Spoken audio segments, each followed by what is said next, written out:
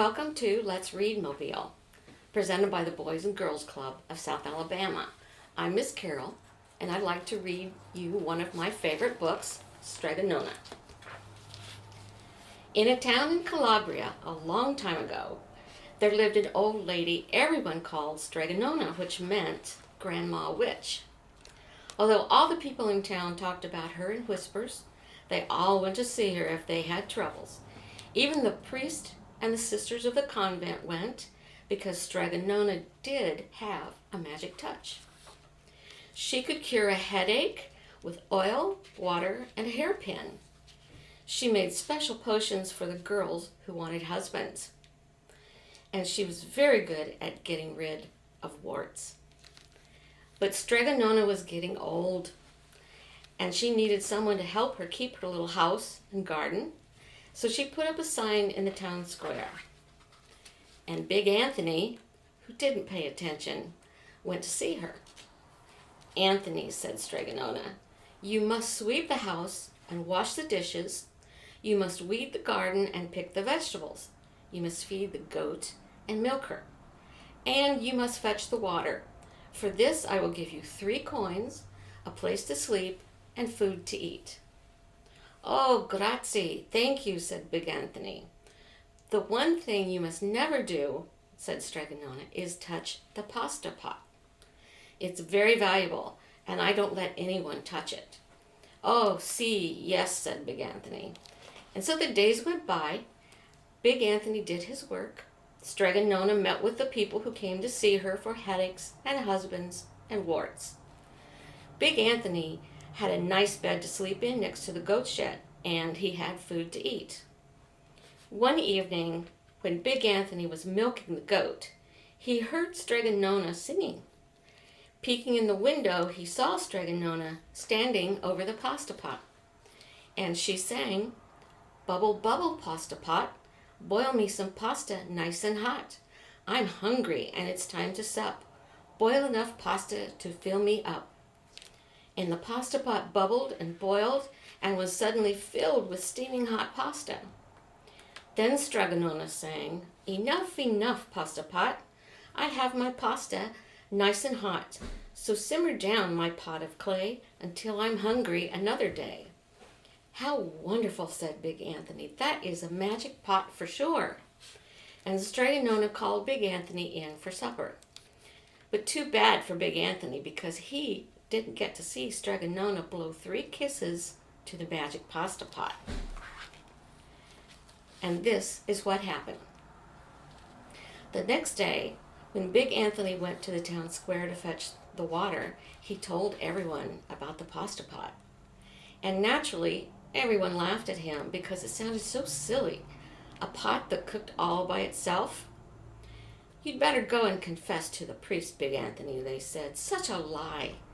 And Big Anthony was angry, and that wasn't a very good thing to be. "I'll show them," he said to himself. "Someday I will get the pasta pot and make it cook, and then they'll be sorry." Well, the day came sooner than even Big Anthony would have thought, because 2 days later, Strega Nona said to Big Anthony, "Anthony, I must go over the mountain to the next town to see my friend, Strega Amelia. Sweep the house and weed the garden, feed the goat and milk her, and for your lunch there are some bread and cheese in the cupboard.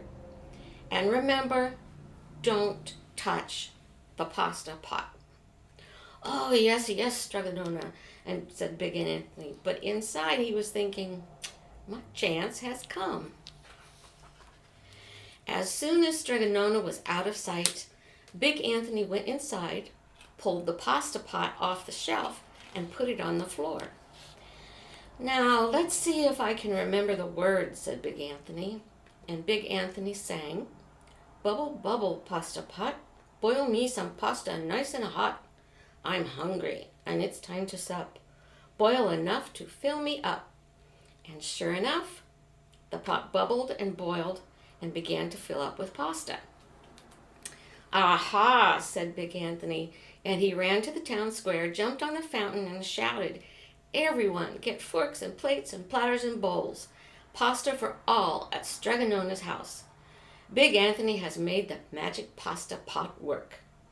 Of course, everyone laughed, but they ran home to get forks and plates and platters and bowls, and sure enough, when they got to Strega Nona's, the pasta pot was so full it was beginning to overflow. Big Anthony was a hero. He scooped out pasta and filled the plates and platters and bowls. There was more than enough for all the townspeople, including the priests and the sisters from the convent. And some people came back for 2 and even 3 helpings, but the pot was never empty. When all had had their fill, Big Anthony sang, "Enough, enough, my pasta pot. I have my pasta nice and hot. So simmer down, my pot of clay, until I'm hungry another day."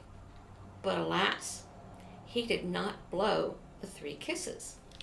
He went outside, and to the applause of the crowd, Big Anthony took a bow. He was so busy listening to compliments from everyone that he didn't notice the pasta pot was still bubbling and boiling, until a sister from the convent said, "Oh, Big Anthony, look!"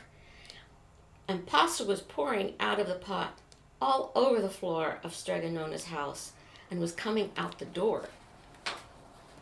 Big Anthony rushed in and shouted the magic words again, but the pot kept bubbling. He took the pot off the floor, but pasta kept pouring from it. Big Anthony grabbed a cover and put it on the pot and sat on it. But the pasta raised the cover, and Big Anthony as well, and spilled on the floor of Strega Nona's house.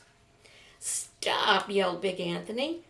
But the pasta did not stop, and if someone hadn't grabbed poor Big Anthony, the pasta would have covered him up. The pasta had all but filled the little house. Out of the windows, through the doors came the pasta, and the pot kept right on bubbling. The townspeople began to worry. "Do something, Big Anthony," they shouted. Big Anthony sang the magic song again, but without the 3 kisses, it did no good. By this time, the pasta was on its way down the road, and all the people were running to keep ahead of it.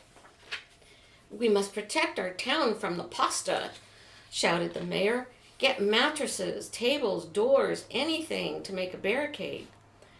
But even that didn't work. The pot kept bubbling, and the pasta kept coming.